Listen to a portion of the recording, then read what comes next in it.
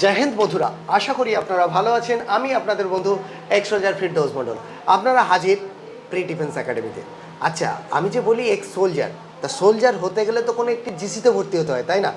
আমার জিসি ছিল দুর্গাপুর, জিসি দুর্গাপুর। আর আজকের সেই জিসি দুর্গাপুরের একদম কাছে একটি পরিবার এসেছে, তাদের বাচ্চাকে আমার কাছে ভর্তি করে দিয়েছেন। ওনারা হোস্টেল দেখে এসছেন। তো প্রথমে ওনাদের পরিচয় জানবো, বাকি কথা আমরা গল্প করব। তো বেটা, তোমার নাম কি? প্রীতম মাল। প্রীতম মাল। আচ্ছা প্রীতম, তুমি কোন স্কুলে পড়েছো? ইস্পাত নগরী মেঘনাথ সাউ। আচ্ছা, আর তোমার ডিস্ট্রিক্ট কি? বর্ধমান। বর্ধমান। আর বাড়িটা কোথায়? ইস্পাত পল্লী, বিজন, দুর্গাপুর 5। দুর্গাপুর। তুমি সিআরপিএফ ক্যাম্পটা জানো? হ্যাঁ, পাশে, আমাদের বাড়ির পাশে। কত দূর তোমার বাড়ি থেকে? 200 মিটার। 200 মিটার মাত্র, ওই পিছন সাইডে? আচ্ছা ঠিক আছে। যারা আমার সিআরপিএফ ফ্রেন্ড আছো তারা অবশ্যই জানবে। আর যারা দুর্গাপুরে পোস্টিং আছেন, দেখবেন এই ছেলেটি যখন সাকসেস হবে, বা আপনারা খেয়াল রাখবেন, অসুবিধা হলে বলবেন, আমি কন্ট্যাক্ট নাম্বার দিয়ে দেবো, ঠিক আছে? যোগাযোগ করে নেবেন। তো ঠিক আছে। তো তুমি তাহলে ছোটোবেলা থেকেই ফোর্স দেখেছো, আজকে ফৌজিতে আসতে চাইছো। তুমি এবছরের মাধ্যমিক পরীক্ষা দিয়েছো, তাই তো? এখনো রেজাল্ট বার হয়নি। ঠিক আছে, নমস্কার দিদি। আচ্ছা, আমার ভিডিওগুলো আপনি দেখতেন না দাদা দেখতেন? সবাই দেখতেন। অ্যাকচুয়ালি দিদিরা বেশি দেখে, কেননা দাদা তো কাজে ব্যস্ত থাকে, তাই না? ধন্যবাদ, আপনারা আমার ভিডিও দেখেন, আমাকে আশীর্বাদ করেন, ভিডিওতে লাইক করেন, কমেন্ট করেন, আমার খুব ভালো লাগে।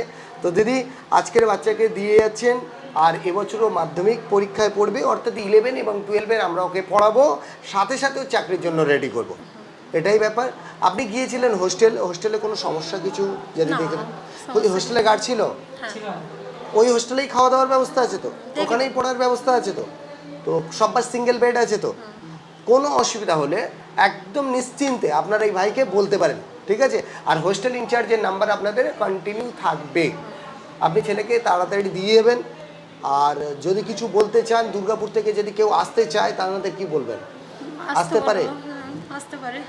আচ্ছা, হ্যাঁ নমস্কার। নমস্কার স্যার। আপনি ভালো আছেন তো? হ্যাঁ স্যার, ভালো আছি। আপনি, আমার মনে হয়েছে কথা বলে আপনার অনেক বেশি এই বিষয়ে অভিজ্ঞতাও আছে এবং ইন্টারেস্টও আছে। হ্যাঁ। আপনি যদি কিছু বলতে চান বলতে পারেন, দেখেছেন সব। আমি তো স্যার ওকে অনেকই সাপোর্ট করি, অনেকই হেল্প করি, অনেকই বলেছি যে হ্যাঁ কর, অনেকটাই চেষ্টা করার। ওর বয়সটা অনেক কম। আপনি কে হন ওর? আমি ওর দাদা হই। দাদা হলো, আচ্ছা আচ্ছা। ঠিক আছে, গাইড করা বড় ভাইয়ের কাজ, ছোট ভাইকে Obviously, গাইড করে নিজে হাতে তুলে নেওয়া, এটাই তো নিয়ম। অ্যাডভাইস দিয়ে দেওয়া, এবার অ্যাডভাইসগুলো কাজে লাগানো ওর দায়িত্ব প্রপারই। আমি ওকে অনেকটাই হেল্প করেছি, অনেক কিছুই বলেছি ওকে, বুঝিয়েছি যে এগুলো কর বা এগুলো দেখ। ঠিক আছে, আপনি হোস্টেলেও গিয়েছিলেন, কোনো সমস্যা নেই তো? অল গুড স্যার, আমি দেখে এলাম, খুবই ভালো লাগলো। ঠিক আছে, সব সময় প্রবলেম সলভের জায়গা আছে, এটুকু বলতে সে তো পারি। ঠিক। মেডিকেল ইস্যুতে কোনো প্রবলেম হলে কোনো বাচ্চার অ্যাজ সুন অ্যাজ পসিবল আমাদের জানাতে হবে, ঠিক আছে? আমরা স্টুডেন্টকে ছুটি দিই না, গার্জেন ছুটি দেয়, অর্থাৎ চিঠি আপনাদের করতে হবে, আমরা কল করে ছুটিটা জেনে নেব।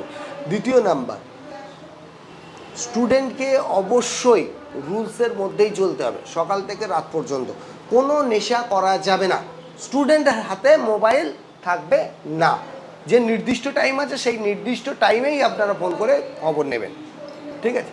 যতক্ষণ আমার কাছে থাকবে ততক্ষণ ওই স্টুডেন্টের পুরো দায়িত্ব আমার, ঠিক আছে? যদি কোনো অসুস্থ হয় আমি অ্যাজ সুন অ্যাজ পসিবল গার্জেনকে ইনফর্ম করব। তো স্যার আপনারা যদি মানে আপনি কিছু বলতে চান কি স্যার? ঠিক আছে, আপনাদের অসংখ্য ধন্যবাদ, আপনারা অত দূর থেকে এসেছেন। আবারও বলবো, যারা আসতে চান আপনারা গেস্ট, আপনারা একটু টাইম করে আসবেন, যেহেতু অনেকে আসে, হয়তো একটু টাইম আপনাদের বসতে হতে পারে। তো ধন্যবাদ দিদি, ভালো থাকবেন। জয় হিন্দ, জয় ভারত। আপনারা ভালো থাকবেন। জয় হিন্দ।